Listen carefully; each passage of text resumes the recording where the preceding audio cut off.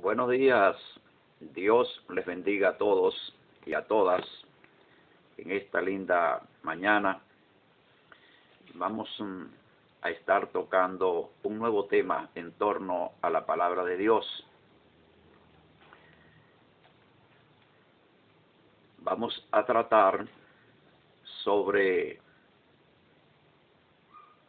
el arrepentimiento y la salvación de las naciones. Históricamente se ha venido predicando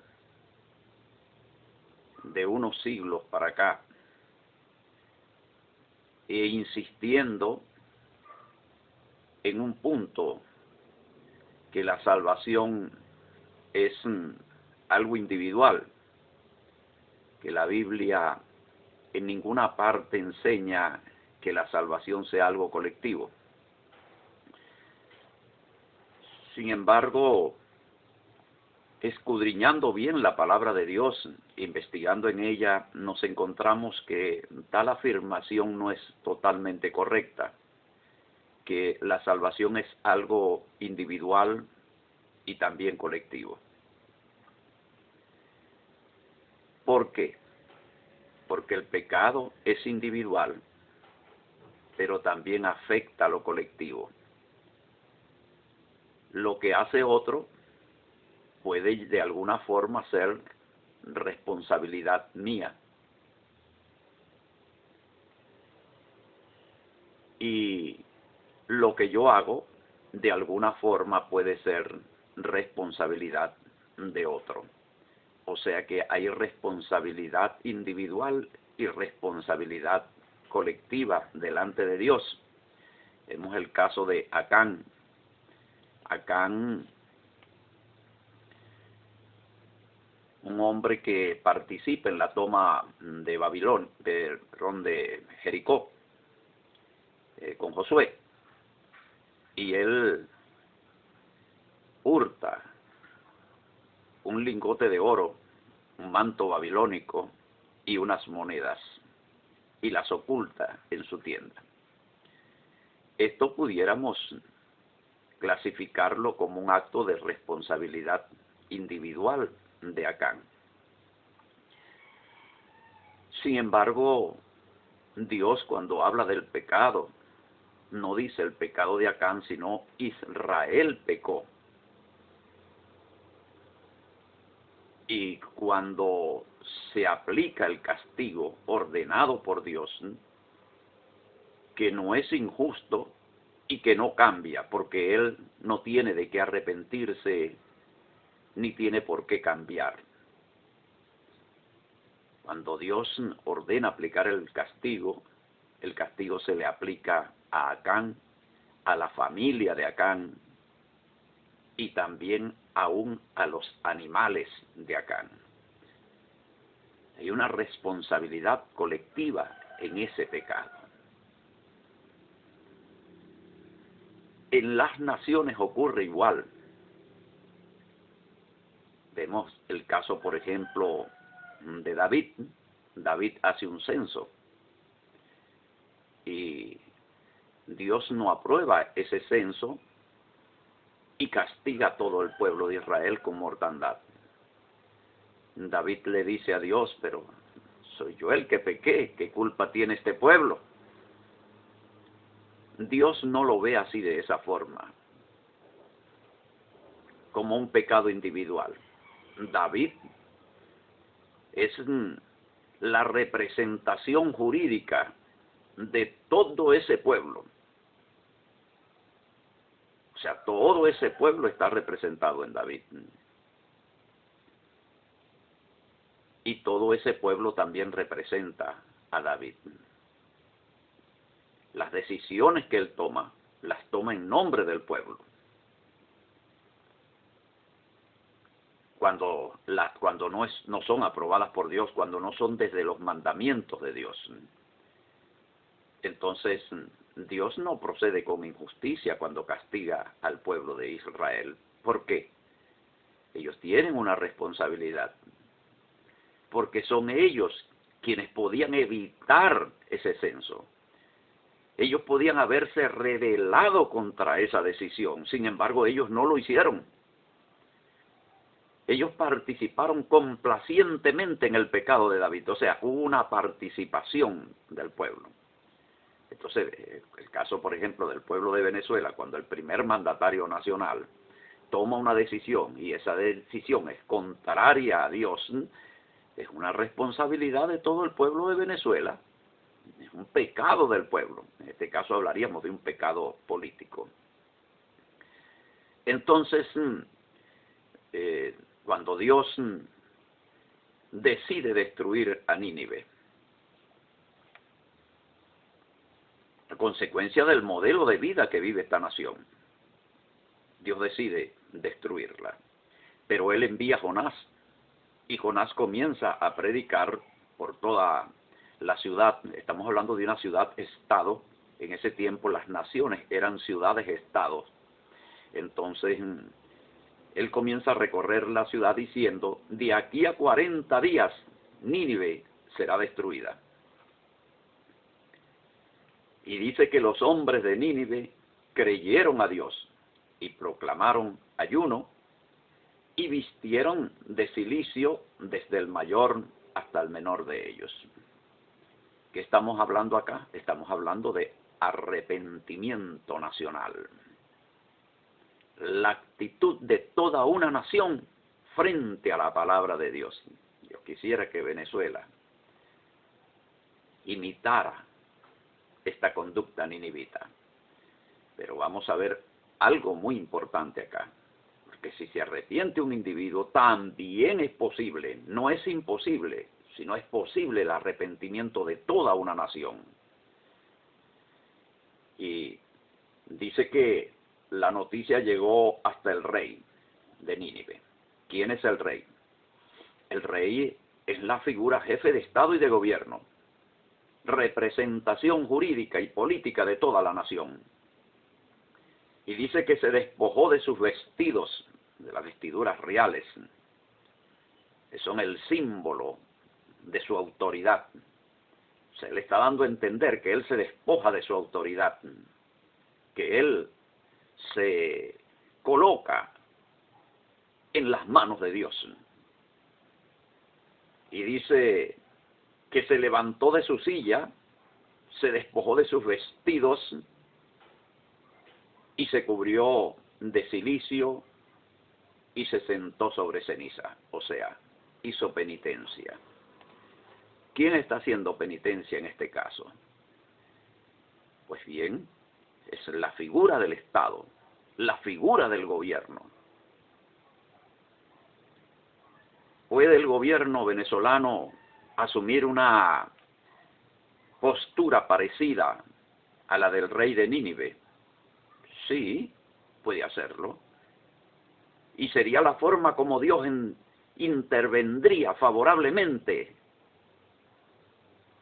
en esta realidad que nosotros estamos viviendo para cambiarla, para darle la victoria a Venezuela.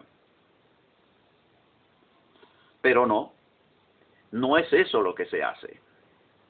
Por el contrario, los mandatarios se llenan de soberbia, excluyendo a Dios de las decisiones nacionales. El rey, primer mandatario nacional, hizo proclamar y anunciar en Nínive por mandato del rey de sus grandes, o sea, de su gabinete de gobierno, diciendo, hombres y animales, bueyes y ovejas, no gusten cosa alguna, no se les dé alimento ni beban agua, sino cúbranse de cilicio hombres y animales y clamen a Dios fuertemente y conviértase cada uno de su mal camino, de la rapiña que hay en sus manos. ¿Quién sabe si se volverá y se arrepentirá Dios y se apartará el ardor de su ira y no pereceremos? Aquí está. ¿Cuál fue la consecuencia positiva de estas decisiones acertadas de gobierno, de Estado? Fueron unas decisiones de Estado, de gobierno. Bueno, que Dios se arrepintió del daño que quería hacerle a esta nación. Y así está especificado. ¿Ve? Y dice, y vio Dios lo que hicieron, que se convirtieron de su mal camino y se arrepintió del mal que había dicho que les haría y no lo hizo. Aquí está, toda una nación. En esa nación pudiéramos ver prefigurada a Venezuela, a Colombia, a cualquier otra nación de América. Ah, pero los líderes espirituales, no, una nación no, ¿cómo? Imposible, una nación no se puede convertir, una nación no se puede arrepentir, la salvación es individual. No, aquí no hubo una salvación individual, aunque la salvación fue temporal, pero la salvación no fue individual, fue colectiva. Pero así mismo como puede ser para una cosa, es válida para la otra. Eso tiene que entenderlo usted, amigo líder de iglesia, líder eclesiástico o líder religioso. Dios tiene un propósito con las naciones. Eso es innegable. No se puede negar que Dios tiene un propósito para salvar naciones. Si nosotros nos vemos acá en Isaías, capítulo 2, vamos a leer el verso 2, dice así: acontecerá en lo postrero de los tiempos que será confirmado el monte de la casa de Yahvé como cabeza de los montes, y será exaltado sobre los collados, y correrán a él todas las naciones. Qué bueno, todas las naciones. Ahí va metida Venezuela. Correrá al monte de Jehová. Aquí hay unas palabras claves para entender esto. La palabra monte en la simbología bíblica significa reino, estado, nación. Entonces, cuando hablamos del monte de la casa de Jehová, estamos hablando del gobierno de la casa de Jehová, del estado de la casa de Jehová. ¿Cuál es la casa de Jehová? Israel, el estado de Israel, el gobierno de Israel. Así es que hay que entenderlo, eso es lo que es literalmente. Y será colocado como cabeza de los montes. ¿Qué quiere decir cabeza de los montes? La palabra cabeza significa autoridad. Entonces, aquí está diciendo literalmente que Israel, por mandato de Dios, llega a ser la capital de todas las naciones. Estamos hablando de la capital de un mundo. Y eso está profetizado acá que tiene que ocurrir. Y se ha ido cumpliendo progresivamente. Dios primeramente recoge en 1948 a la nación de Israel de todas las naciones donde estuvieron dispersos. Y los constituye nación, Estado, aunque Estado secular por ahora, pero ya está próximo la llegada del Estado teocrático de Israel. Ya está el proyecto, ya todo está listo para ese cambio de figura de Estado democrático que es ahora a un Estado teocrático, o sea, un Estado sometido a Dios y a sus santas leyes. Ese es el Estado que se está esperando. Y para eso tenían que ocurrir cosas. Las naciones colaboraron con Israel para que se constituyera nación.